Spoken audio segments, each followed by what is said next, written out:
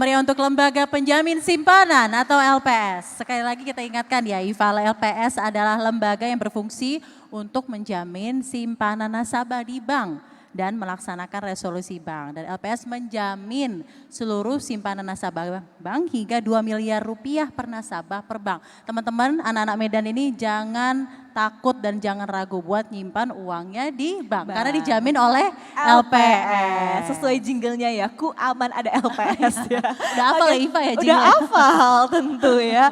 Oke, tadi sesuai dengan yang disampaikan oleh rekan saya, Safrina Nasution, bahwa kita akan masuk ke dalam sesi pertama panel diskusi di Business Talk hari ini, di mana kita akan membahas bagaimana pentingnya literasi keuangan sejak muda dan memahami bahwa edukasi dan juga inklusi keuangan ini harus dilakukan secara sama-sama dari berbagai sektor. Dan untuk panel diskusi yang pertama ini akan langsung dipandu oleh rekan saya, Safrina Nasution. Kita berikan tepuk tangan yang meriah. Terima kasih Iva. Selamat pagi semuanya, teman-teman yang ada di Kota Medan. Ini seril banget buat saya karena saya ini Boru Nasution ya. Jadi rasanya kayak kembali lagi nih ke kota asal saya, asal ayah saya. Saya pengen dengar semangatnya untuk memulai sesi seru kita hari ini. Teman-teman Medan suaranya mana? Udah siap belum mendengar ilmu-ilmu berfaedah dari para expert kita hari ini? Udah siap? Dan ditunggu juga nanti pertanyaannya. Jangan malu-malu buat nanya. Di kesempatan kali ini saya bakal ngomongin bahwa selain kita harus ada semangat buat maju dari dalam diri kita sendiri, kemauan buat selalu lebih lagi, belajar terus dan tidak gentar. Tapi yang terpenting kita juga punya set of value, skills dan knowledge terutama mengenai keuangan. Karena choices atau pilihan-pilihan di keuangan sedari dini, mau itu jadi pengusaha, mau itu investasi, mau itu menabung, itu akan berpengaruh banget buat kualitas hidup kalian ke depan. Di kesempatan kali ini kita akan bahas tentang literasi pengetahuan keuangan, nggak serius-serius, tapi tentunya bakal daging, karena kita bisa langsung nanya kepada expert kita, narasumber kita yang luar biasa di hari ini. Tanpa buang waktu lagi, teman-teman, saya tunggu tepuk tangan dan apresiasinya. Kita sambut Wali Kota Medan, Riko Triputra Bayuas. Kami persilakan Pak Riko. Lalu saya ucapkan selamat datang dan bergabung ke atas panggung Bupati Deli Serdang, Bapak Dr. Haji Asriluddin Tambunan. Kita kasih tepuk tangan untuk Pak Asriluddin Tambunan.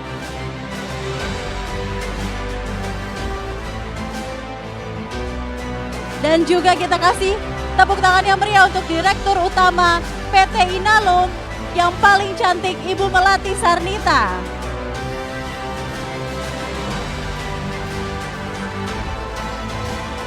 Dan tentunya kita ucapkan selamat datang atas kehadirannya, kami panggil ke atas panggung Ketua Kadin Sumatera Utara dan Komisaris Bank Sumut, Bapak Firsal Ferial Mutiara.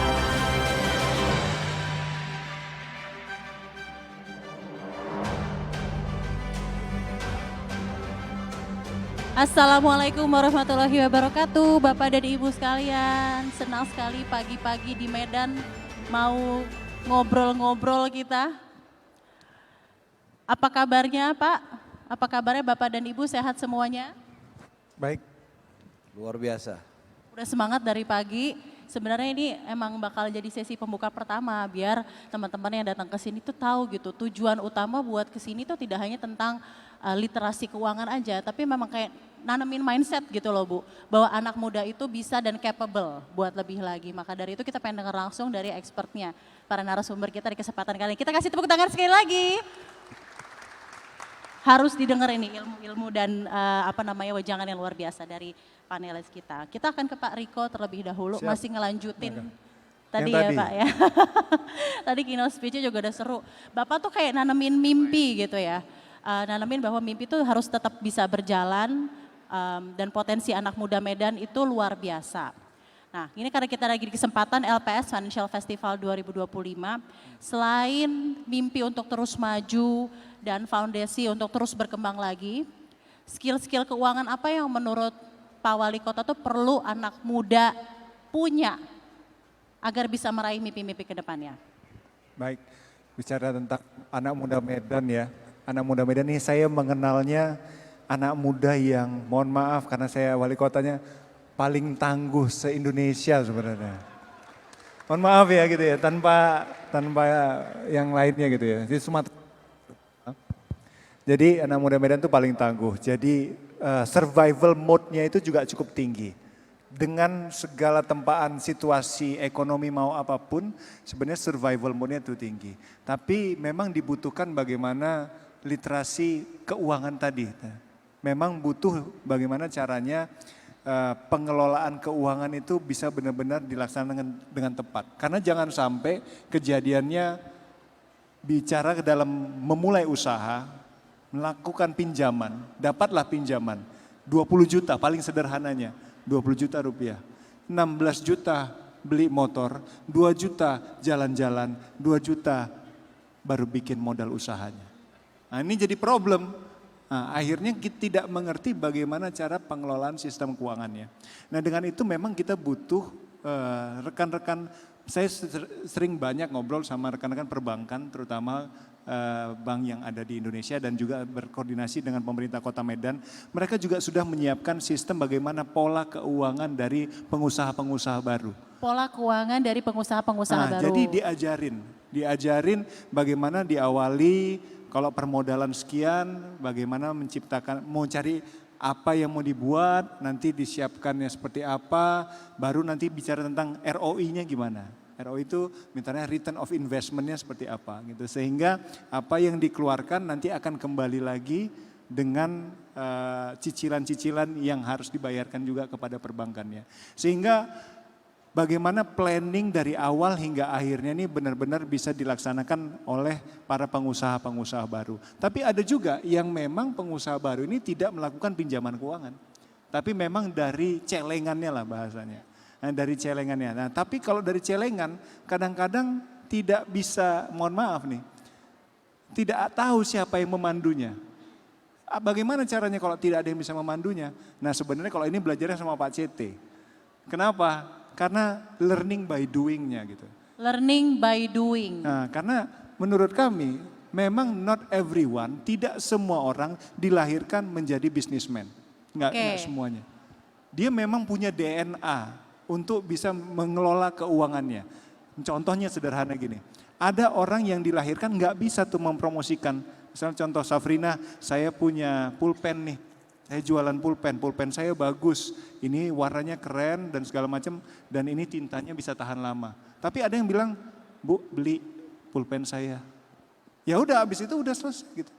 Tapi nggak ada yang mungkin tidak berani mempromosikannya gitu loh. Nah kenapa? Karena DNA-nya tidak bisa menjadi sales untuk dirinya sendiri gitu. Dia tidak percaya diri sama produk yang dia milikin. Jadi dia autopilot aja. Nah ini juga butuh apa gitu loh. Nah ini butuh kombinasi gitu loh. Nah inilah yang butuh learning by doing-nya. Tidak semuanya bisa menjadi pelaku salesnya, dia juga harus punya timnya juga. Ada juga sosial media. Ya. Ada banyak sekarang pengusaha yang mungkin sama sekali nggak bisa ngomong, tapi membuat produknya bisa, ya. Tapi yang bekerja apa? Tim sosial medianya. Nah ini salah satu ada. Kenapa? Saya menemukan apa? Salah satu pembuat sepatu di Bandung. Wah kalau kita ngomong, dia ngomongnya aja udah sulit. Rasanya nggak ngepas gitu ya. Kenapa? Karena dia memang seperti technician. Dia taunya membuat produknya. Yang bekerja siapa? Man behind-nya. Orang di sampingnya, yaitu apa? Si promosionalnya itu seperti apa, cara bekerjanya. Ini salah satu bagian yang bisa dilaksanakan. Tapi kembali tadi bicara tentang keuangan, adalah bagaimana bisa merapikan keuangannya dengan panduan-panduan yang dilakukan oleh perbankan-perbankan, itu bisa dilaksanakan. Dan rekan-rekan dari perbankan yang ada di Kota Medan sudah menyiapkan pola-pola tersebut dan kami pemerintah Kota Medan siap untuk melakukan pelatihan-pelatihan bagi para pengusaha-pengusaha baru tadi. Kita kasih tepuk tangan untuk Bapak Wali Kota Medan. Thank you Pak komitmennya. Sekarang kita ke Bapak Asri, Bupati Deli Serdang.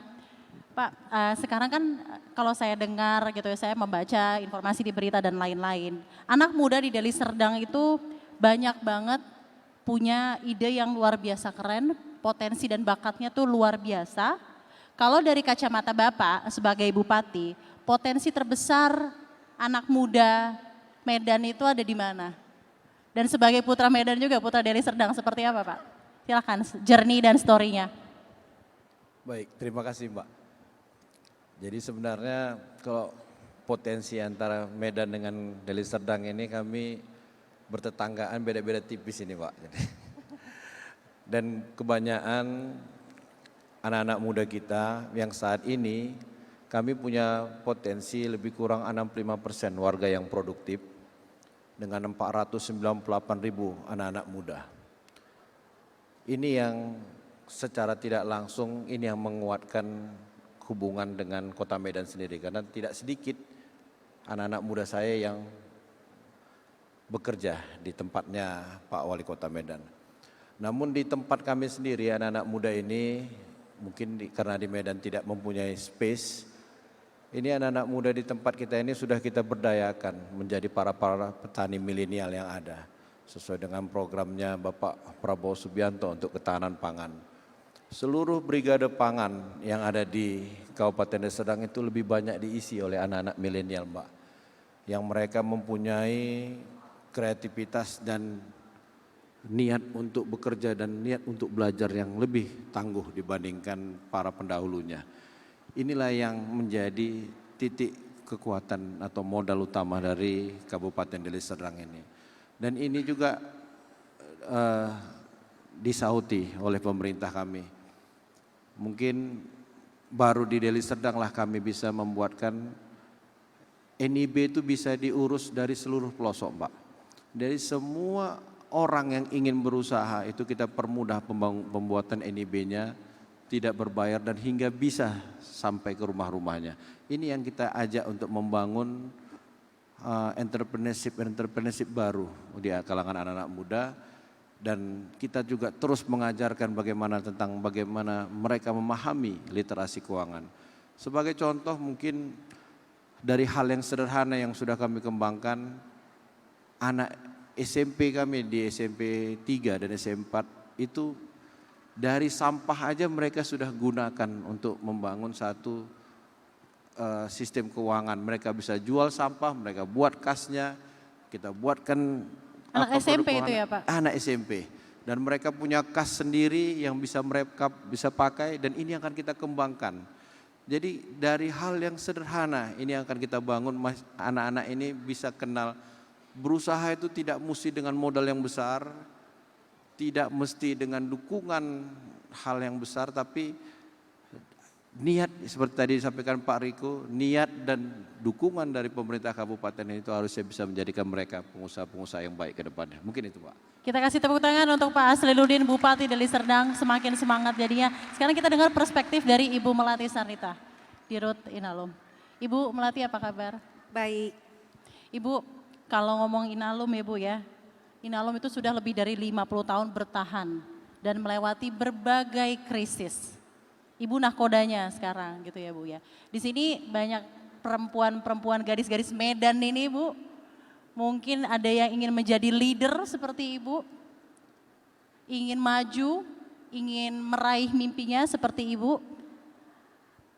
Menurut Ibu, bentuk leadership apa yang Ibu kasih legacy untuk Inalum sampai Inalum bisa kokoh dan solid sampai hari ini? Dan seberapa besar peran anak muda terutama perempuan dalam perjalanan Inalum? Terima kasih, pertanyaannya berat. Saya ralat dikit, jadi kita nanti Januari 2026 kita 50 tahun. Kita kasih tepuk tangan untuk Inalum. Jadi Inalum itu didirikan tahun 1976 dan dari awalnya itu PMA dari Jepang, kemudian di 2013 itu pindah ke negara kepemilikannya. Jadi 100% punya negara sampai hari ini. Dan sekarang kita selalu melanjutkan berbagai inovasi dan pembaruan pertama di teknologi. Jadi memang kita perbaiki teknologinya, kita upgrade dengan sesuai kemampuan teknologi yang lama dan juga kemampuan listrik yang ada di Sumatera Utara. Jadi memang saat ini smelter kita, smelter aluminium di Kuala Tanjung itu di Kabupaten Batubara, itu saat ini kapasitasnya 275.000. Dulu desainnya hanya 250.000, tapi kemudian kita di tahun 2024 sudah kita tingkatkan 24.000 lebih. Sehingga di tahun 2024 itu kita berhasil mencapai produksi 274.000 dengan hasil pot upgrading secara teknologi yang lumayan sukses. Kemudian ke depannya kami selalu ingin bertumbuh.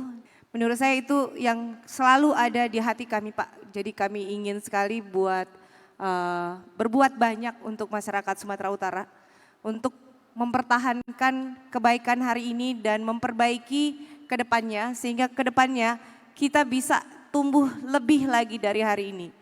Jadi harapan kami memang saat ini Inalum itu green product dan sustainable producer. Jadi kita itu ramah lingkungan untuk pembuatan aluminiumnya. Harapan kami dengan support pemerintah tentunya kita bisa mendapatkan sumber renewable energy baru untuk di Kuala Tanjung. Sehingga kita bisa mempertahankan kehebatan orang Sumatera Utara, mempertahankan produksi aluminium hijau.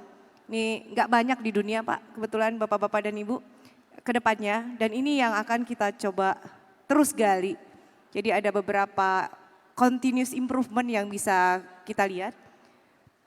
Mulai dari kemampuan energi yang ada di Sumatera Utara masih banyak potensial PLTA mungkin ke depannya. Kemudian juga beberapa geothermal project yang mungkin bisa mensupport pengembangan smelter kami yang di Kuala Tanjung. Saat ini kita juga mengembangkan wilayah baru di daerah Kalimantan Barat di Mempawah. Jadi kita punya alumina refinery di situ. Jadi kita bikin alumina dari bauksit. Jadi bauksitnya kita ambil dari miningnya Antam, kita bawa ke refinery kita, bikin alumina. Alumina ini adalah bahan baku dari aluminium. Nah ini yang kita bawa ke Medan. Jadi secara hilirisasi kami bertekad kita akan selalu bisa meningkatkan produksi dan hilirisasi nasional. Efeknya buat adik-adik apa? Pasti nanyanya Ya, gitu ya. efeknya buat teman-teman di sini gitu ya. Pasti nanyanya gitu. Saya dengan bangga bisa bilang 81,6% pegawai Inalum itu dari Sumatera Utara Bapak-Bapak. Wih, Sumatera Utara Pride, Sumut Pride. Jadi kesempatannya sangat tinggi. Saat ini banyak yang kita lakukan di masyarakat sekitar Batubara. Kita juga punya kelas unggulan. Jadi kita bikin di sekolah swasta Mitra Inalum. Itu kita punya 3 kelas unggulan, kelas 1, 2, 3 SMA.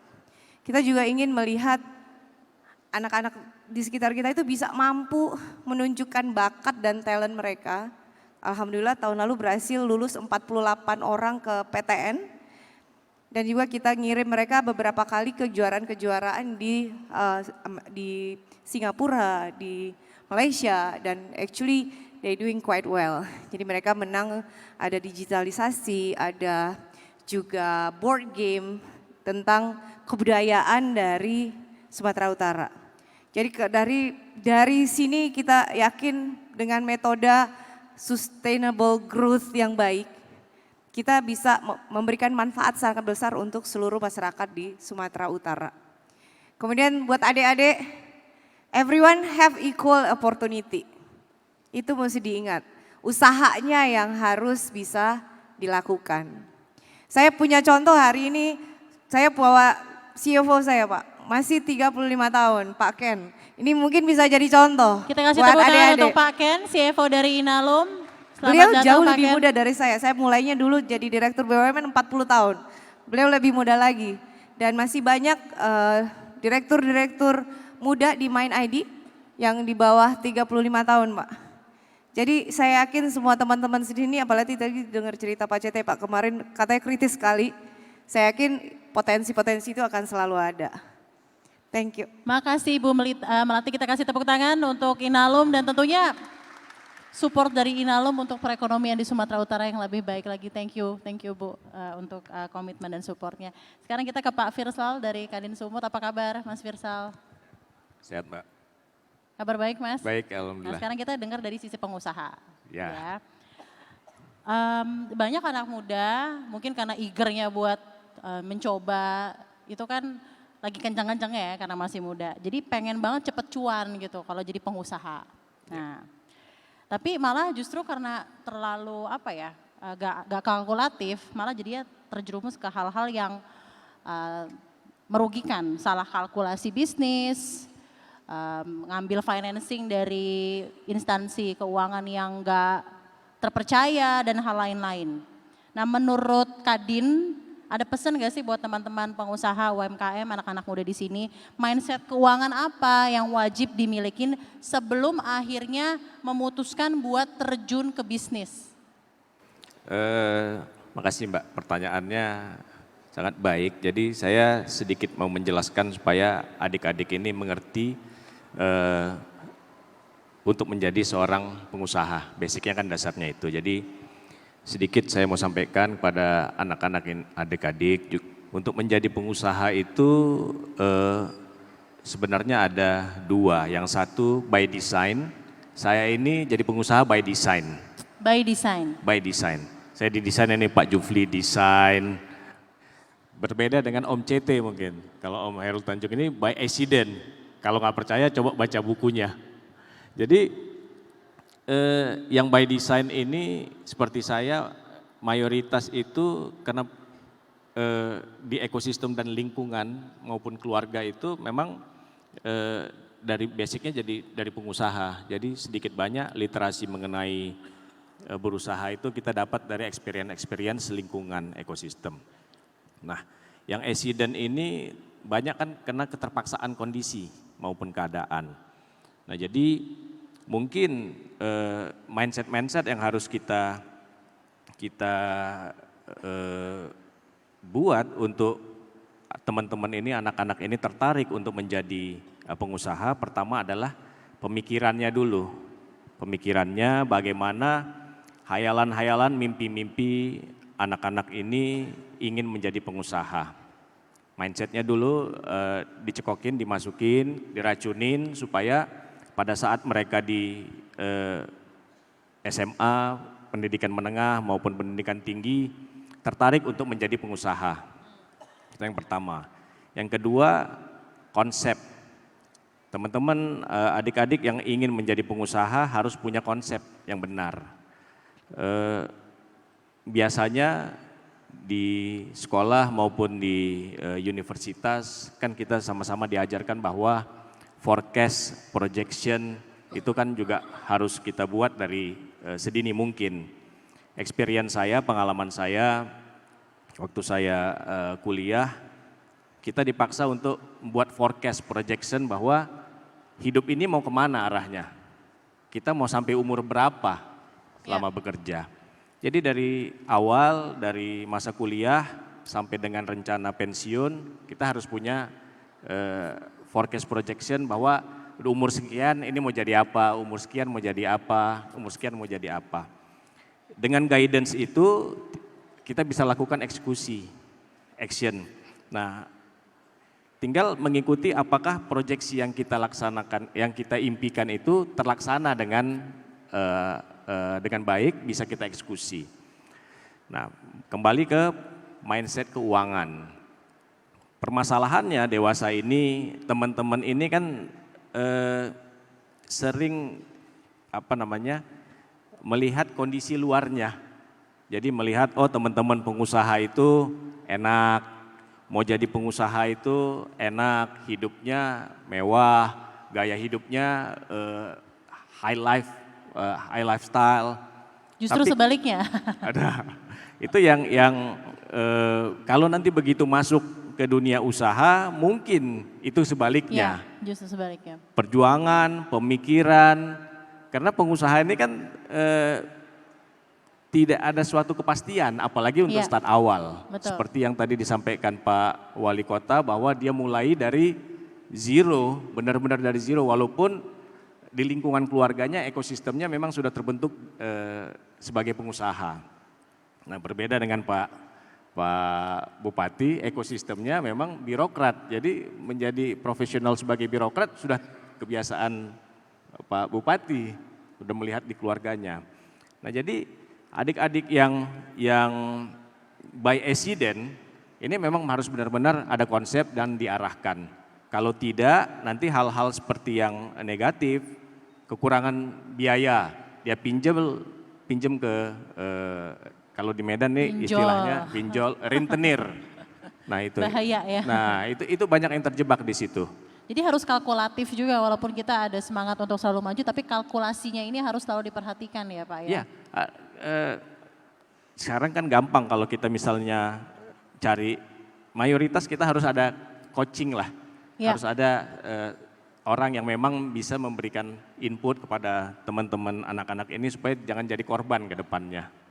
Mungkin itu dari saya masukannya. Kita kasih tepuk tangan untuk Ketua Kadin Sumatera Utara, Bapak Firsal. Saya akan kembali lagi ke Bu Melati, nanti kita akan coba lempar juga ke Q&A. Ibu, kalau kita dengar Inalum ya Bu ya, ini kan industri yang somehow sangat didominasi oleh laki-laki. Gimana perjuangannya sampai bisa di sini Bu, dan di Inalum sendiri apa sudah mulai banyak perempuan juga yang mengikuti jejak Ibu dan mulai punya peran besar di Inalum? Kayak gimana nih Bu ceritanya? Saya kebetulan mulainya dari bukan insinyur, sarjana teknik karena saya belum ambil kelas insinyurnya. Jadi saya mulainya dari sarjana teknik, saya backgroundnya metalurgi UI. Jadi Metalurgi UI, siapa yang mau kuliah di UI? ada Rame, anak Bu. metalurgi enggak? Rame Bu, pengen Ada yang ikutin mau jejak. jadi anak metalurgi enggak? Ada yang mau jadi anak metalurgi teman-teman? Jadi sarjana teknik, siapa yang mau angkat tangan? Banyak juga Bu yang mau jadi ST ya ternyata ya. Tamat dari teknik saya masuk ke oil and gas industri. Jadi dari awal sudah cowok terus ya. Mulai kuliahnya barengan cowok-cowok terus masuk oil and gas.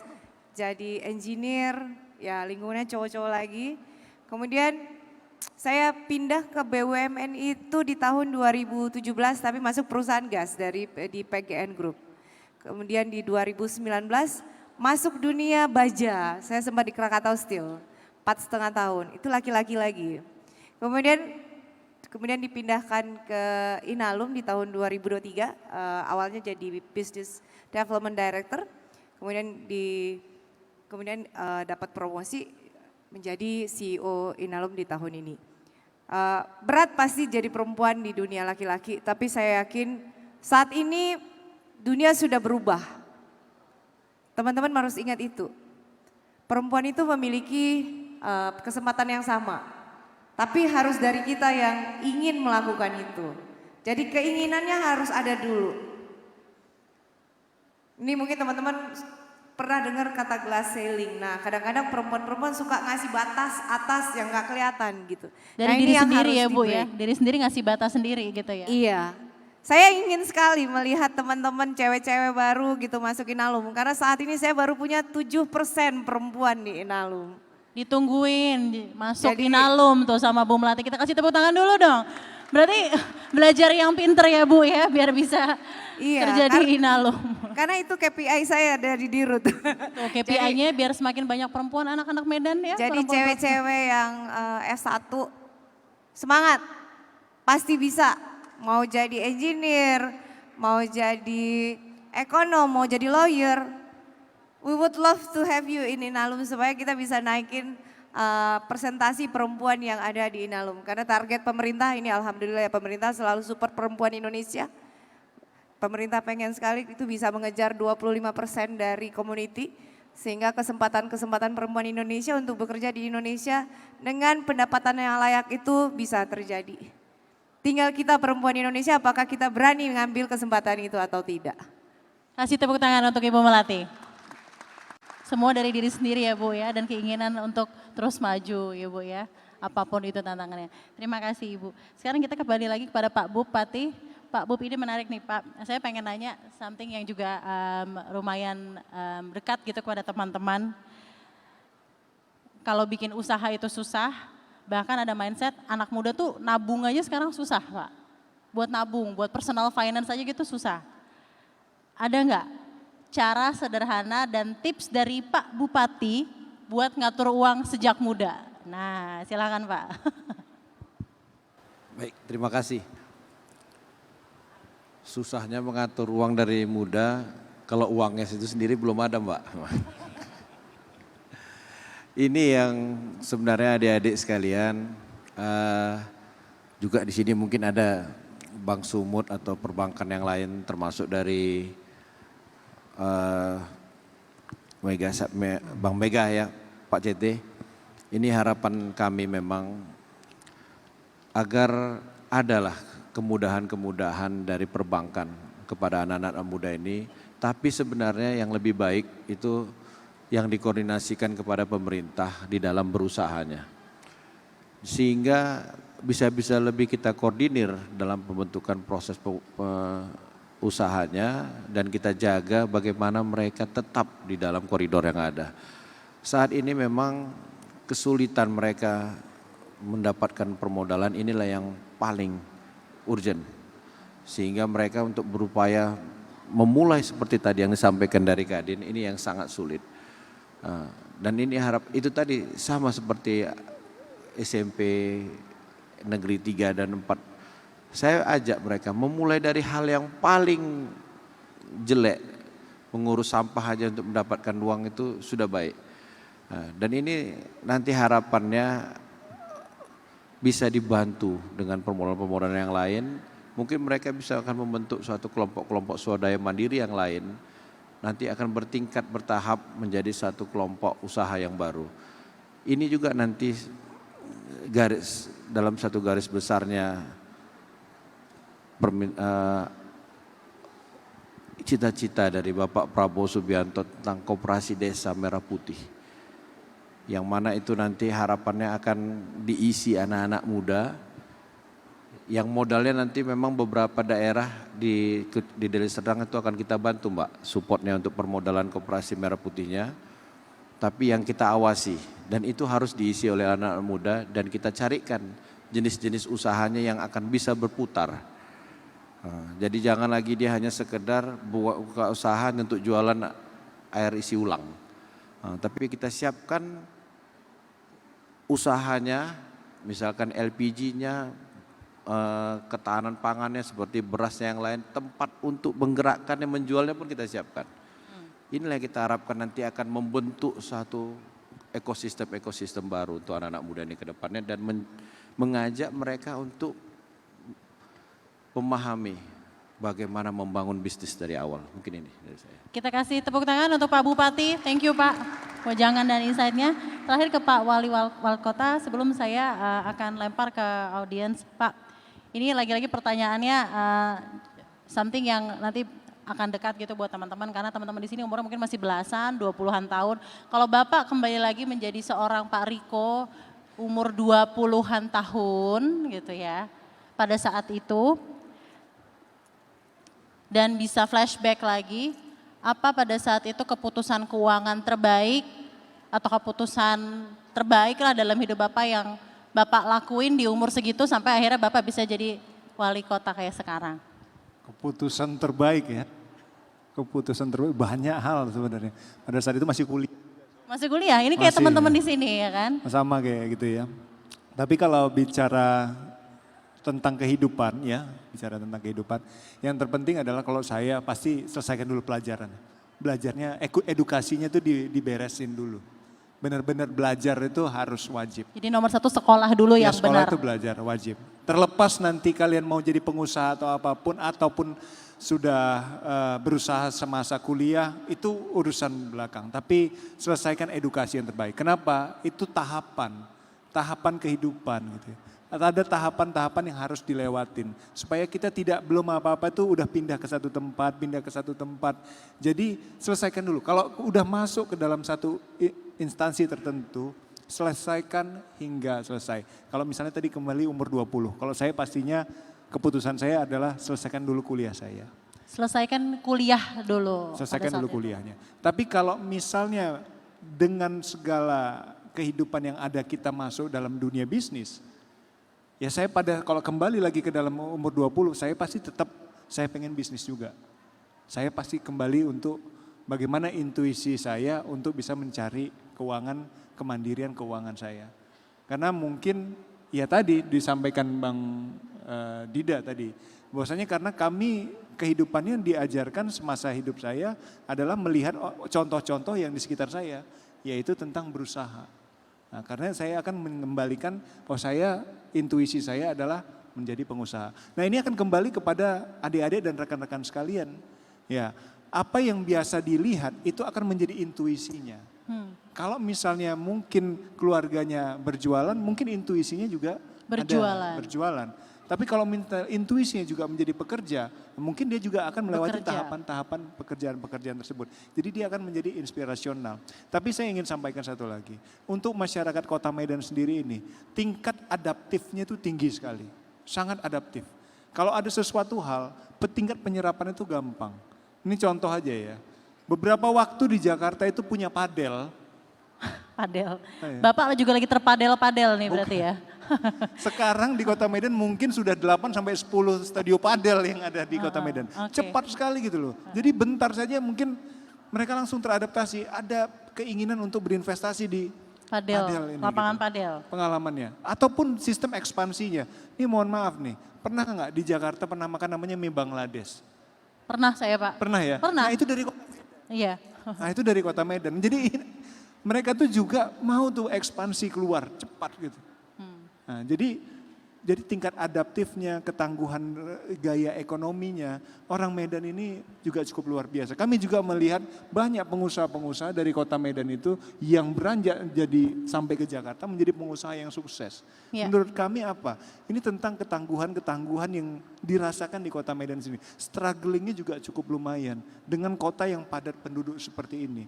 Jadi ada hal-hal yang banyak kami pelajari di kota ini, bagaimana survival mode-nya itu tadi Survival kembali. mode dan pilihan-pilihan hidupnya itu jadi semakin memperkuat intuisi ya buat Ya, menjalani jadi sekali kehidupan lagi ya. kalau kembali ke umur 20, apa yang sudah ditetapkan di dalam diri, selesaikan dahulu. Ya. Tapi apabila memang sudah secara natural dia punya pekerjaan lainnya, dilakukan sebaik-baiknya dan harus bisa sukses di masa mendatang. Kalau misalnya mohon maaf, Pak CT bisa, kalian juga pasti bisa. Kalau Pak CT bisa, kita semua juga bisa. Itu Iya. semangatnya. Kita kasih tepuk tangan untuk Wali Kota Medan, Pak Riko. Saya akan kasih waktu 1 saja, karena durasinya juga singkat. 1 orang buat nanya ke panelis kita di kesempatan kali ini. Hanya 1, oh katanya 2. Tuh kan lumayan bisa nanya ya, jadi 2 orang. Ini tadi masih yang di sini nih karena paling pertama dan semangat udah langsung berdiri, itu boleh. Sama 1 lagi. Siapa ya? Cewek deh yang pakai baju pink, kerudung pink ya. Oke, Masnya dulu mungkin dibantu kasih mic-nya ke Mas yang di belakang pakai baju kotak-kotak. Pertanyaannya apa? Maju aja Mas. Buat siapa? Silakan. Cek, cek. Namanya dulu Mas dan dari mana? Perkenalkan, nama saya Hafiz Afgan Ciptaning, biasa dipanggil Afgan. Saya berasal dari SMA Unggulan CT Foundation. Kasih tepuk tangan dulu. Dari SMA Unggulan CT Foundation. Jadi pertanyaan saya mengenai makroekonomi pada tahun 1951. Jadi gini. Waduh, ternyata berat pertanyaannya. Makroekonomi tahun 51. 1951. Permasalahan makroekonomi pada tahun Oke, 1951. silakan Mas. Jadi saya ingin bertanya tentang Treasure Fate Accord. Pada Perang Dunia Kedua, Amerika memaksa untuk suku bunga rendah pada jangka panjang. Oke. Otomatis kurva imbal hasil naik secara bertahap. Inverted yield curve. Yes. Oke, next. Jadi bagaimana situasi ini mencerminkan peran pemerintah untuk memaksa federal mempertahankan suku bunga rendah untuk pembiayaan perang dan membatasi kebebasan moneter. Oke, pertanyaannya ditujukan kepada siapa? Keren Mas? banget pertanyaannya, sumpah. Iya, pertanyaannya ditujukan kepada siapa? Kepada Bapak yang paling kiri saja. Sorry? Kepada Bapak yang paling kiri. Bapak yang paling kiri. Bapak Kadin. Dari Kadin. Tarut, aku mau ngetes dulu. BI sekarang lagi suku bunga tinggi apa suku bunga rendah Bank Indonesia? Suku bunga rendah. Berapa sekarang? Aduh. Lupa. Berapa sekarang? Lupa saya. Hah? Tapi pada tahun 1951 saat itu 0,375%. 0,? 375%. Dan maksimalnya 2,5%. Oke, kalau suku bunga rendah ekonominya naik atau turun? Turun. Naik. Naik, kita kasih tepuk tangan buat teman-teman dari CT Foundation. Iya teman-teman, Pak Pur izin mau nyampaikan BI kemarin nurunin suku bunga ke 5% ya Pak ya. Dan ini tandanya ekonomi mau grow. Jadi pertanyaannya seru banget dari teman dari CT Foundation. Langsung dijawab dari Kadin Sumatera Utara. Silahkan Bapak, inverted yield curve pada tahun 1951. Nah loh, gimana tuh Pak? Mungkin dampaknya buat makroekonomi kita saat ini seperti apa? Gitu kali ya Pak ya? Iya. Enggak, soalnya biasanya pengusaha kalau suku bunga rendah senang. Karena kan penyaluran kredit akan lebih mudah, cost of fund akan lebih mudah, silakan. Ini seperti yang disampaikan Pak CT tadi nih. Dahsyat-dahsyat pertanyaannya. Sebenarnya pertanyaan ini harusnya semalam dengan Pak Pur. Jadi saya juga belum lahir pada tahun 1951 nih, Perang Dunia Kedua. Jadi kayak kuliah makroekonomi nih Mas, gimana nih Mas? Karena saya ingin mau masuk aktuaria IPB. Oke, pasti bisa Mas, kita kasih tepuk tangan dulu. Bisa ya Pak CT ya, bisa ya, pasti bisa. Oke silakan Mas. Jadi efek suku bunga rendah. Memang dewasa ini kalau pengusaha, kita bicara pengusaha karena saya dari Kadin, jadi efek suku bunga rendah itu memang sangat dinanti-nanti oleh pengusaha. Sepanjang itu berkorelasi dengan suku bunga perbankan, pinjaman. Nah, seperti yang sekarang yang terjadi di Sumatera Utara, memang suku bunga yang dijamin oleh LPS maupun dari Bank Indonesia itu sangat rendah. Tetapi realisasinya di pasar, di perbankan, suku bunga itu tidak berkorelasi. Jadi suku bunga rendah juga belum tentu mendukung kepada peningkatan pengusaha. Itu dari sisi kami, dari sisi Kadin. Mungkin itu yang bisa saya jawab, selanjutnya nanti minta ke Pak Pur. Nanti Pak Pur sekalian tambahan, thank you Bapak, thank you banget Pak Faisal. Kenapa? Bagaimana Pak, tadi ada yang mau ditambahin lagi? Ada yang ingin ditambahkan lagi? Enggak, udah cukup. Intinya suku bunga rendah itu akan menimbulkan semangat untuk berusaha karena cost of fund semakin rendah, semakin mudah untuk dapat financing atau dana pendanaan buat usaha. Kasih tepuk tangan buat penanya kita. Luar biasa. Ini berarti valid Pak, anak-anak SMA CT Foundation ini pinternya luar biasa nih Pak. Bangga nih jadi yang lihat anak-anak Medan yang berprestasi seperti ini. Semoga lancar ya Mas masuk ITB. Tadi ITB atau IPB? Oke, semoga lancar ikhtiarnya. Silakan Mbak yang di belakang, maju Mbak ke depan biar kita bisa ngeliat mukanya, pertanyaannya. Kalau tadi nanya suku bunga rendah nih jangan-jangan mau nanya inflasi atau apa nih Mbak kira-kira nih. Kayaknya Pak Pur aja nih kalau gini yang jawab. Ayo Mbak, namanya. Oke, nama, asalnya dan kira-kira mau nanya apa? Assalamualaikum warahmatullahi wabarakatuh. Perkenalkan Pak, nama saya Nur Hamida, saya dari SMA Unggulan Cetaarsa Foundation. Kasih tepuk tangan. Iya. Jadi Pak, kami sebagai seorang siswa pasti berpikir-pikir bagaimana kami nanti ke depannya. Apakah kami akan sesuai dengan cita-cita kami atau tidak. Nah, kami juga seorang pelajar, di tengah-tengah kami pembelajaran, kami juga ingin mendapatkan cuan. Akan tetapi di dalam otak kami seringkali berpikir, nanti rugi kalau nggak terjual gimana, nanti kalau nggak laku gimana. Kalau misalnya roti yang kita jualkan itu nggak laku, ke siapa kita akan berikan. Nah, bagaimana Pak trik atau tips sukses dari Bapak agar kita menjadi seorang siswa yang tidak hanya paten dalam pembelajaran, juga paten dalam mencari cuan di tengah-tengah kita sebagai seorang siswa. Terima kasih. Wassalamualaikum warahmatullahi wabarakatuh. Keren pertanyaan, kita kasih tepuk tangan. Gimana gak hanya pandai dalam pelajaran tapi juga pandai mencari cuan. Pertanyaannya tujuan ke siapa Mbak? Kepada Bapak Wali Kota dan Bapak Bupati Deli Serdang. Semuanya? Ya, Pak. Iya Pak. Oke. Pak Wali Kota dulu deh, udah senyum-senyum dari tadi. Dari ditanyain inverted yield curve. Pengen jawab juga ya Pak? Bukan, tadi kalau tanya makroekonomi ke saya udah nyerah ini. Langsung serahin ke Pak Purba ya? Iya, karena saya takut tadi apa pertanyaan bukan chat GPT itu ya. Bukan ya. Pertanyaan yang paling sulit untuk LPS Financial Festival, coba cari pertanyaan. Tapi menarik pertanyaannya, salut, boleh tepuk tangan dulu dong untuk pertanyaan tadi itu. Ini salah satu hal paling memorable yang bakal saya ingat Pak.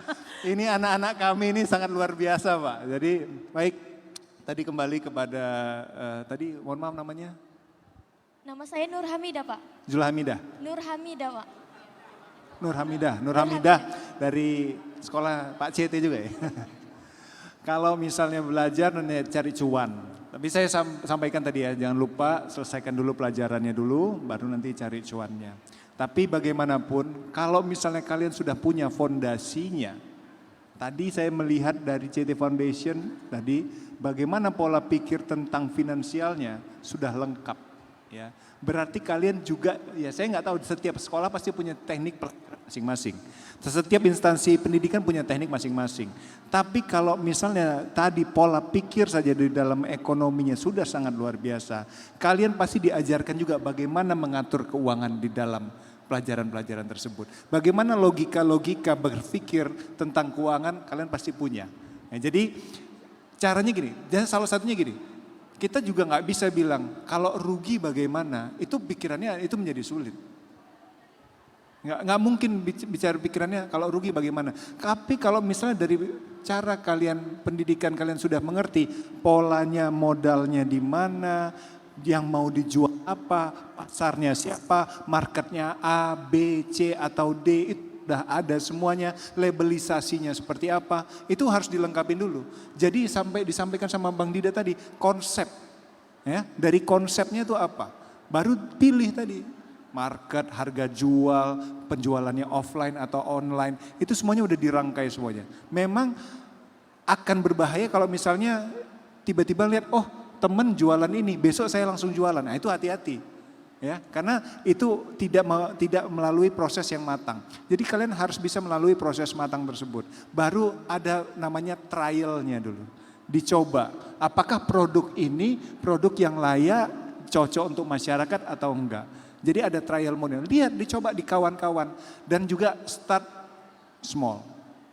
Nah, start small itu salah satunya supaya tidak mengalami kerugian yang beban, yang berat. Coba dengan cara-cara yang sedikit. Dari tabungan boleh, dari teman-teman boleh, dari grouping boleh. Banyak pengusaha-pengusaha yang hebat juga karena diawali dari perkawanan-perkawanan juga. Betul. Jadi ada kolaborasi bersama. Dan juga satu lagi, jangan lupa membuat jaringan. Perkawanan yang jauh lebih luas lagi. Dari jaringan A, B, C. Dan juga terus belajar. Jangan berhenti untuk belajar. Dan kalau misalnya sekali kalian jatuh dan gagal, jangan takut untuk berdiri kembali dan berusaha kembali. Nah itu dulu dari saya, terima kasih. Thank you Pak Riko. Terima kasih, Kapan Pak. lagi dikasih nasihat sama Wali Kota Medan nih? Oke, silakan Bapak, Pak Bob. Singkat Pak. Baik, terima kasih Mbak. Jadi sebelumnya saya ucapkan terima kasih dulu kepada Bapak CT. Ini dua-dua yang tadi ini Mbak, ini yang sekolahnya di CT Foundation ini di Deli Serdang. Benar sekali Bangga Pak. ya. Dan ini berasal dari rata-rata orang yang tidak mampu, yang disekolahkan Pak CT dari awal hingga akhir. Terima kasih Pak CT. Terima kasih Pak CT. Dan solusinya saya rasa mudah Adinda. Nanti biar saya kerjasama dengan Pak CT, dengan modalnya, nanti kita carikan tempat-tempat usahanya yang bisa kita kawal ke depannya. Kalau menyekolahkan bisa, Lanjut. apalagi untuk usaha saja ya Pak CT ya. Langsung ditembak. Jadi sepanjang punya niat untuk berusaha, akan lahirlah anak-anak singkong baru yang ke depannya lebih Mantap banyak. kali. Terima kasih. Thank you Pak. Silakan Bu Melati. Gimana Bu biar nggak cuma pintar belajar tapi juga street smart gitu ya bahasanya. Pertanyaannya keren banget. Tapi saya mau jawab secara bisnis boleh ya? Boleh Bu. Jadi kalau kita pengen buka bisnis yang penting tuh harus ada planningnya dulu. Ya. Jadi kalau buka bisnis kita bicara bisnis plan itu kita ada target marketnya. Ada biaya modalnya. Ada cash cycle-nya. Jadi cash to cash cycle-nya kayak apa? Jadi kayak berapa lama uangnya untuk satu produk itu berapa lama? Nah, jadi yang kalau kita bisa bicara bisnis plan-nya, nanti kayak tadi ya pertanyaannya, kalau nggak laku gimana? Nah itu kalau di bisnis kita bilang resiko, mitigasi resikonya seperti apa? Ya, saran saya belajar lebih baik lagi, ya, back to school, learning faster, karena bisnis itu nggak cuman jual, habis itu nunggu. Tapi ada marketingnya, ada cara penjualannya, ada target orang-orang yang akan belanja. Hal-hal kayak gitu harus masuk dalam sebuah bisnis plan yang baik. Jadi banyak anak-anak muda sekarang itu frustasi karena mereka biasanya lihat mau tiru terus trying gitu, terus tiba-tiba tidak berhasil. Karena planningnya mereka tidak sama dengan planning orang yang mereka lihat. Itu banyak kejadian akhirnya anak-anak muda sekarang begitu dia berusaha, mereka frustasi. Tapi kalau kita bikin bisnis plannya dari awal, kita bikin resiko manajemennya, kita tahu kalau ada masalah misalnya hari ini nggak laku, itu barang mau diapain. Nah kita udah hitung tuh faktor resikonya berapa. Jadi saya contohin mungkin kayak orang jualan nasi padang ya. Hari ini ayam goreng nggak laku, besok dijadiin ayam gulai, besok nggak laku lagi jadi ayam kalio, terakhir jadi ayam rendang. Nah hal kayak gitu mungkin itu sebenarnya risk mitigation yang kita nggak aware gitu. Tapi kalau misalnya bisnis plannya dibikin lebih baik, saya rasa hal-hal kayak gitu bisa memastikan possibility keuntungannya jadi tinggi. Kita nggak bisa bilang pasti untung karena usaha itu ada juga potensi rugi. Tapi yang kita hilangkan adalah potensi-potensi kerugian tadi yang kita hilangkan dengan bisnis plan yang baik. Jadi saran aku sekolah yang rajin jadi pengusaha kayak Pak Cete. Kasih tepuk tangan untuk Ibu Melati. Thank you Ibu wejangannya. Terakhir Mas Firsal dari Kadin, silakan Mas. Ini mungkin justru teman-teman dari Kadin nih yang bisa ngasih wejangan gimana caranya nggak hanya book smart tapi juga harus street smart. Gimana nih Mas? Jadi Dek, kalau kami dari Kadin lah mewakili pengusaha, yang kami sarankan adalah perubahan mindset dulu pemikirannya. Karena kalau berpikirnya sudah negatif, pasti hasilnya negatif.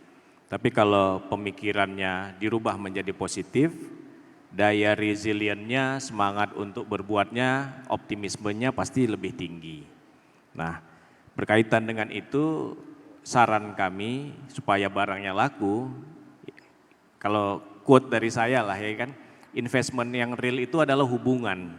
Jadi bangun hubungan sehingga teman-teman di sekitarnya untuk pemasaran tadi barang-barang yang direncanakan untuk dijual itu paling tidak di lingkaran sekitarnya membeli atau produknya itu. Jadi untuk produk itu menjadi baik, ya kan diakui adalah bangun hubungan dari sekarang. Kalau hubungannya nggak dibangun, mau nawarin ke siapa? Nah itu, jadi investment yang benar itu adalah hubungan. Network ya Pak ya? Networking. Jadi mulai dari sekarang adik-adik, teman-teman bangunlah hubungan, kepercayaan, trust, supaya nanti begitu jadi pengusaha, ya kan barangnya bisa laku tuh dengan teman-teman yang sekarang udah dibangun hubungannya. Mungkin itu aja dari saya. Makasih Mas Faisal dari Kadin. Kita kasih tepuk tangan dulu untuk para panelis dan juga penanya kita. Terima kasih Kak. Jadi ingat kemarin pas lagi inspirational speech-nya Prof. Nuh ya mengenai hubungan memberi, baru kita menerima. Jadi network itu juga harus dibangun dengan tulus ya. Bahwa kalau kita selalu menebar kebaikan, itulah yang juga akan kita terima ke kita. Kita kasih tepuk tangan juga untuk Prof. Nuh. Message yang luar biasa untuk teman-teman di Medan. Saya ada surprise karena dari room 1 educational class di atas ada yang mau nanya juga. Kita lihat di layar. Ternyata mereka tuh nyaksiin kita dari TV di atas, kepo juga gitu, pengen ikutan ke sini, pengen nanya. Udah siap ya Masnya dari UMS, namanya siapa Mas? Dan kira-kira pertanyaannya apa buat siapa? Silakan Mas. Gak ada suaranya nih, gak kedengeran ya Mbak. Ya, bisa diulang lagi Mas, sekali lagi. Terima kasih atas kesempatannya. Perkenalkan, nama saya Amar Faiz Sadira, mahasiswa semester 5 program studi Sains Data. Ingin bertanya kepada Bapak Wali Kota Medan dan juga Ibu Melati selaku Direktur Umum PT Inalum. Sebelumnya saya mengucapkan terima kasih atas keynote pembukaan Pak Riko menceritakan tentang cerita inspiratif Bapak yang berjuang ingin menjadi entrepreneur dengan melihat potensi dan juga usaha untuk membangun bisnis. Dan alhamdulillah output dari usaha Bapak itu bisnis yang berjalan sampai sekarang dan sukses. Akan tetapi ada di beberapa kasus Pak, masyarakat Kota Medan memiliki mindset yang sama, keinginan yang sama, dan melakukan mungkin ada sampai kayak Bapak juga minjam ke bank, tapi outputnya itu tidak sesuai dengan Bapak, atau bahasa kasarnya mereka gagal. Dan efek dari itu mereka memikirkan bagaimana, anggaplah tadi mereka jadi meminjam, mereka memikir, usahaku gagal, kayak mana aku bayarnya, dan ini berimpact kepada keuangan dan juga mental mereka. Jadi pertanyaannya sebenarnya tadi ada dua, Pak. Terkait yang pertama bagaimana kita mengantisipasi hal ini, dan alhamdulillah itu sudah terjawab dari Ibu sebelumnya terkait bagaimana itu harus direncanakan melalui bisnis plan yang baik. Akan tetapi Bu, ada juga pertanyaan. Saya mahasiswa semester 5, tahu mengenai bisnis plan itu baru dari semester 3, terkait perencanaan target marketnya siapa, kita analisis BEP, HPP dan semuanya, itu saya dapat di semester 3. Jadi banyak mungkin teman-teman saya atau masyarakat Kota Medan itu juga nggak bisa mendapatkan akses yang sama terkait ilmu itu. Dan bagaimana sih tindakan dari pemerintah untuk memberikan pengetahuan itu terhadap masyarakat Kota Medan untuk mengantisipasi hal-hal yang tadi itu nggak kita inginkan seperti usaha gagal dan lain-lain, dan juga bagaimana solusi kalau itu udah terjadi. Anggap usahanya hancur, pasti kan mereka bingung apa solusi supaya bisa mengatasi hal itu. Soalnya kita lihat bagaimana LPS ini dibangun. LPS ini kan dibangun atas inisiatif orang-orang yang pengen nabung, cuman takut nih tabungan nanti hilang, sehingga negara menginisiasi adanya gerakan untuk menjamin. Jadi sebenarnya saya sebagai masyarakat Kota Medan, ada nggak tindakan, upaya atau kebijakan untuk kita bisa menjamin usaha kita kalau gagal itu nggak separah itu resikonya. Itu mungkin pertanyaannya. Terima kasih atas kesempatannya. Terima kasih, panjang juga gitu pertanyaannya. Tadi pertanyaan ditujukan ke Ibu Melati dan juga ke Pak Wali Kota. Mungkin dijawab terlebih dahulu oleh Pak Wali Kota, silakan.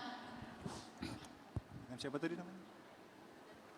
Baik, dari Adinda dari WMS. Sebenarnya hampir sama pertanyaannya tadi ya, tentang bagaimana menciptakan sustainable business sebenarnya. Jadi kembali lagi ingat satu lagi, marketnya dulu. Marketnya seperti apa? Yaitu melalui bisnis plan tadi ya. Bisnis plannya bagaimana disiapkan, marketnya apa. Dan satu lagi, kalau saya tipsnya adalah pilih produk yang kamu kenal betul. Benar-benar dekat dengan kita. Jadi kita tahu talenta kita apa. Apa yang mau dijual itu benar-benar kita kenal betul. Tapi kalaupun belum kenal betul, ya di riset dulu panjang waktunya. Dicobain dulu, dirasakan. Jangan kamu nggak punya talenta mau jualan makanan, tiba-tiba ngambil potensi makanan gitu. Hati-hati gitu. Jadi harus bisa diresapi dulu, dirasakan dulu seperti apa yang mau dicoba. Nah, lalu apa? Bagaimana bisa sampai berkepanjangan? Kan ketakutannya adalah mungkin di dalam 5 tahun, 6 tahun fall, jatuh gitu. Bahkan kita pernah mengenal namanya UMKM ini bisa buka 1000 tutup 1000. Kenapa? Karena sistem keuangannya tidak sehat, karena tidak mantap gitu. Nah itulah butuhnya sistem keuangan yang benar-benar bisa komprehensif. Harus dipelajari dengan benar bagaimana sistem keuangannya. Selanjutnya apa? Harus bisa menciptakan inovasi. Karena orang itu kalau misalnya produk, nggak mungkin produk pertama itu bisa sustain sampai mendatang. Kecuali dia betul-betul sudah dikenal luas, sangat luar biasa, dia bisa jual one product aja udah cukup gitu. Ya. Tapi kalau zaman sekarang, sama nih, contohnya saya buka restoran. Mungkin dulu tahun 2005 kalau satu kue itu, kuenya itu kue di 8. Jadi bagi-baginya enak, keuntungannya besar. Tapi kalau sekarang dengan begitu banyaknya pengusaha lain, satu kue mungkin bisa bagi ratusan, bisa bagi ribuan jangan-jangan. Ya, ya. Nah caranya apa? Ya harus ada inovasi terus, mengikuti perkembangan zaman, apa yang sedang tren. Nah ini bisa dilihat dari mana? Belajar juga, ada yang namanya economic forecasting juga, melihat bagaimana tren ekonomi, tahun lalu yang hits apa, tahun sekarang yang hits apa. Ini bisa diikut sertakan. Jadi ada yang kita tahu apa produk baru yang harus kita buat gitu. Contoh aja misalnya dari restoran. Kadang kita bisa lihat ada restoran bulan ini punya menu ini, bulan depan ada menunya ini, promosinya di sini. Ya. Jadi promosinya bermacam-macam. Bahkan mungkin dulunya tidak pakai sosial media, sekarang sosial medianya sudah TikTok, sudah lain macam. Jadi banyak yang bisa harus dilakukan supaya membuat perusahaan tersebut menjadi sustain. Bahkan mohon maaf sekali, LPS yang kita bicara tentang perbankan, bagaimana bisa mengenalkan kepada masyarakat, ini adalah bagian dari promosional dari LPS sendiri. Ya. Cara promosinya yang sangat luar biasa. Nah ini adalah bagaimana kita meng-engage ke pasar untuk mengetahui bagaimana pola-pola pikir pasar tadi. Mungkin kalau 20 tahun lalu yang namanya perbankan, mungkin nggak bicara tentang festival week seperti ini. Zaman sekarang kita beradaptasi dengan apa yang diinginkan oleh masyarakat. Sehingga produk kita bisa sustainable ke masa mendatang. Mungkin itulah ya yang bisa mengantisipasi kegagalan tadi. Sehingga kita bisa melihat forecastingnya apa. Sehingga kita bisa menangkap grabbing market yang ada pada saat ini sekarang. Mungkin itu dulu. Kita kasih tepuk tangan untuk Bapak Wali Kota Medan, Pak Riko. Bu Melati silakan Bu, dan juga jawaban dari Bu akan menjadi penutup sesi kita di kesempatan ini. Silakan. Oke. Ini saya kasih contoh ya, mungkin lebih enak kalau dicontohin misalnya. Ini misalnya mau bikin kue. Ini kue lagi viral. Ada orang yang mulai dari barang yang viral dengan meniru. Ada orang yang benar-benar memulai dari nol. Misalnya kalau kita memilih yang viral. Pasti pertanyaan pertamanya, walaupun dia viral, tapi belum tentu orang belanja barang kita. Harus kita define dulu siapa yang akan beli. Kemudian harga. Harga yang bisa diterima oleh pembeli. Karena itu menentukan area market yang mana kita mau jualan. Apakah area medium ke bawah atau dia medium ke atas. Kalau orang Indonesia tuh agak lucu, either itu di bawah sekalian atau di atas sekalian. Kalau yang medium biasanya nggak terlalu laku, nggak tahu kenapa ya, ini kayaknya efek psikologis. Habis itu teman-teman mesti bisa define siapa yang beli dan berapa modal kerja dari barang tersebut. Untuk bikin itu berapa sih biaya modalnya? Dari biaya modal itu dengan target market yang berbeda tadi, itu udah bisa menghitung apa? Kira-kira berapa biaya yang lain-lain selain produk? Misalnya apakah dia nyewa toko atau dia bikin di rumah? Karena itu beda sekali biayanya. Kalau bilang biaya nyewa toko, dia harus nyewa 1 tahun. Biaya yang dikeluarkan dari awal itu sangat besar. Makanya tadi saya benar tuh, saya setuju sama Pak Wali tadi ya. Start small misalnya kan dari situ. Karena di Indonesia itu memang kurang ramah kalau masalah sewa menyewa toko dan kantor ya Pak CT ya. Kalau di luar negeri itu bisa 1 bulan, kalau di sini harus 2 tahun, 3 tahun gitu. Kalau untuk yang usaha itu timbul beban yang sangat tinggi. Automatically beban itu harus dibiayakan per unit dari yang kita mampu create. Karena itu yang jadi resikonya nanti. Kalau misalnya satu barang ini nggak kejual, karena tadi masing-masing unit cost-nya itu sudah ada sewa menyewa, ya, kemudian marketing cost, kemudian biaya modal dari barangnya sendiri, dengan harga yang kita tentukan tadi sesuai pasarnya. Nah kalau misalnya nggak laku satu, itu resikonya terhadap modal awal berapa? Teman-teman mesti bisa hitung itu. Makanya tadi saya minta manajemen resikonya mesti dipelajari. Manajemen resiko itu nggak cuma market. Tapi market itu kadang dia jenuh, nggak bisa jualan lagi, you need to build another cost. Hal-hal kayak gitu yang harus diadres. Karena bikin usaha itu nggak bisa cuma buat sekali jual. Tapi kita harus hitung sebenarnya modalnya itu, biaya modalnya itu untuk berapa lama. Karena apa? Teman-teman harus ingat satu, ketika kita produce barang baru, tidak langsung bisa kejual hari berikutnya. Tapi harus bisa bangun pasarnya dulu, cari orang yang mau beli dulu, sehingga dia ada konsistensi. Dari konsistensi itu bisa nggak kita tambah lagi yang baru? Kalau bisa berarti kita tambahin lagi volumenya. Start small is a very good idea. Tapi kalau misalnya teman-teman langsung, saya maunya ngambilnya langsung gede-gedean, langsung sewa toko, langsung hire orang. Habis itu sebulan 2 bulan hilang. Karena biaya modalnya nggak cukup. Ya kan? Nggak bisa carry dengan harga yang dia pakai sebagai harga jual tadi. Kemudian kemampuan dia jualan karena marketnya belum punya, itu nggak bisa mengcover biaya yang dia sudah keluarkan dari awal. Akhirnya di bulan kedua dia udah habis modal buat beli bahan baku. Nah itu akhirnya yang membuat resiko bisnisnya makin jelek. Karena ada kesulitan beli bahan baku, dia udah nggak punya marketnya nggak tumbuh.